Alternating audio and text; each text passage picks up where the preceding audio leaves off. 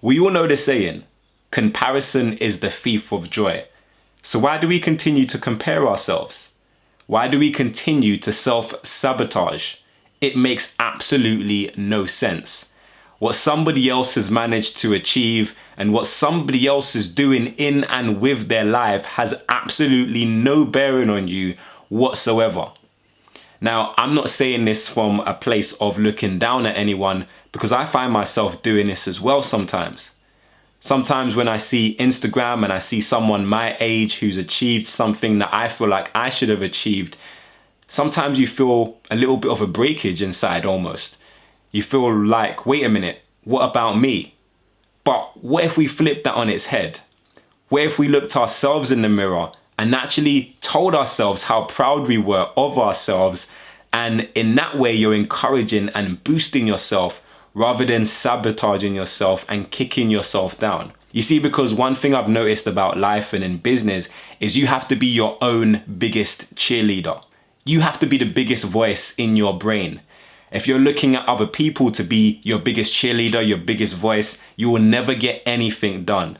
So I've managed to master the art of literally looking myself in the mirror and telling myself that I'm proud of myself. Those are words that you might never hear from anybody else.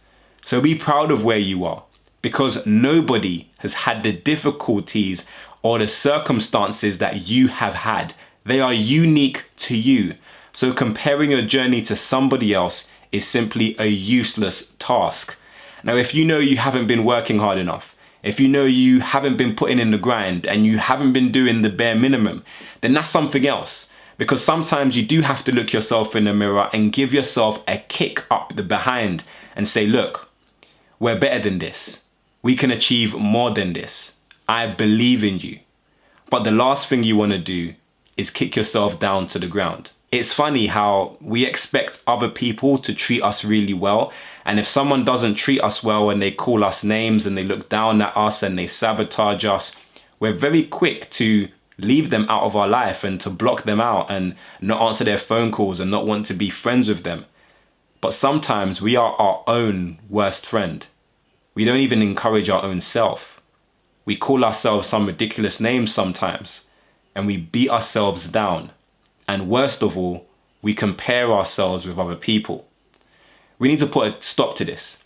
We need to change this, and we need to start remembering how important it is to love ourselves.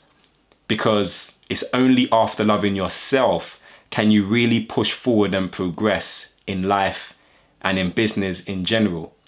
So for all of my entrepreneurs out there, for all of my business owners and whatever it is that you do, and if you're struggling and if you're at a loss at the moment and you're thinking, wait, but that person's business is blowing up, or that person just bought a new car, or that person just bought a new house. It has nothing to do with you. What you need to focus in on is, what can you do? What can you change about your life? What is realistic for you to achieve? And that's another big thing as well. Sometimes we set ourselves some goals that are just simply unrealistic, and when we don't meet those goals by a certain deadline, we start to feel depressed or that we're not in track in life. And quite often when I speak to people, I hear them say, I thought I was going to be married by this age, or I thought I was going to be a millionaire by that age. Who told you that that's what you're supposed to do, or that's who you're supposed to be?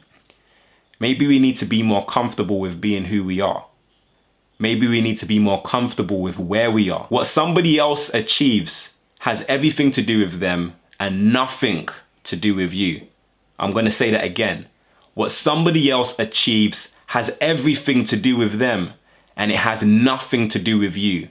In other words, to put it less kind, mind your own business. And I don't say that to be rude at all, because we all have our own business to mind. And if you're too busy looking at somebody else's lane, then you're not running in your lane properly. You'll notice with swimmers, when they're swimming and when they're racing, the one thing they all have in common is they all have their head down as they swim towards the finish line.